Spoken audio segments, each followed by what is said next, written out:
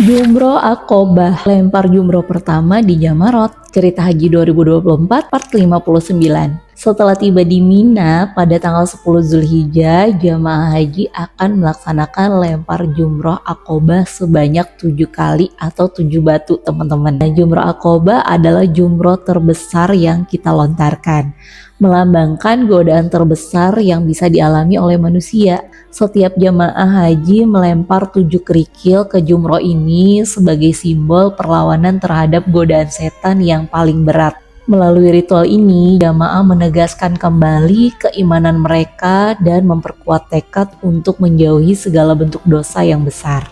Nah, untuk waktu pelaksanaannya adalah di tanggal 10 Zulhijjah mulai terbit matahari hingga terbit fajar di tanggal 11 Zulhijjah. Nantinya disarankan ketika melempar jumroh memposisikan diri menghadap jumroh Aqobah, di mana Ka'bah berada di sebelah kiri dan Mina berada di sebelah kanan, teman-teman. Setelah melempar jumroh yang pertama ini, maka jamaah bisa lepas dari ihram dan larangan-larangannya dan juga bisa melakukan tahallul. Setelah rangkaian ibadah selesai, jamaah wajib kembali ke tenda Mina untuk bermalam di sana.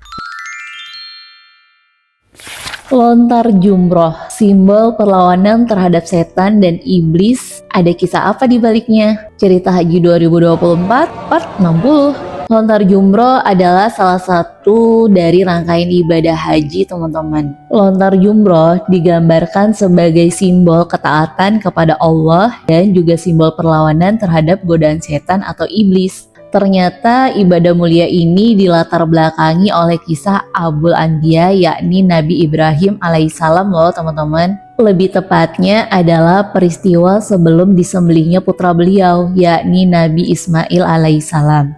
Kisahnya adalah ketika Nabi Ibrahim melewati tempat yang kini disebut Jumrah Ula, iblis menampakkan diri dan menggoda beliau untuk mengurungkan niatnya melakukan perintah Allah. Nabi Ibrahim melempari iblis dengan kerikil sebanyak 7 kali.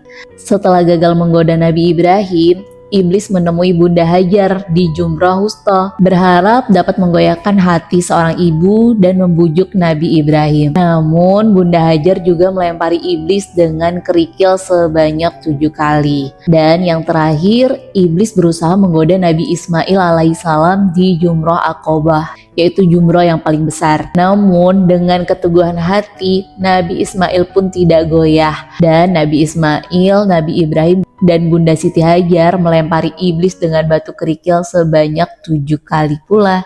Nah, Masya Allah banget kan teman-teman latar belakang dari ibadah ini. Semoga kita pun dapat mengambil hikmahnya dari kisah ini, di mana keteguhan kita dalam menjalankan perintah Allah mampu menghalau berbagai godaan iblis dan setan. Lontar jumroh itu bukan setan yang kita lempar, tapi diri kita. Cerita haji 2024 part 61. Kalau gak berangkat haji, gak akan aku tahu kalau lontar jumroh itu bukan tentang melempari setan di tiang-tiang batu tinggi itu, teman-teman. Ada yang lebih dekat dan lebih utama yang kita lawan, yakni setan dalam diri kita. Lontar jumroh memberikan hikmah dari keteguhan hati melawan setan dalam diri kita. Nah, ketika melempar jumroh, aku benar-benar berdoa dan berbisik dalam hati setiap sifat buruk yang aku ingin buang dengan batu yang aku lempar. Juga dengan sungguh-sungguh pada setiap lemparan melafazkan Bismillahi Allahu Akbar. Melontar jumroh adalah manifestasi segala sifat buruk diri kita yang merupakan sifat setan seperti sombong, lalai, tamak sedang ada di depan kita dan sedang kita lawan. Sehingga nantinya ketika seluruh rangkaian ibadah haji selesai, diharapkan kita benar-benar telah dibersihkan, pulang ke tanah air dengan membawa segala hikmah kebaikan. Semoga yang aku katakan hari ini bisa membawa kebaikan untuk kita semua ya.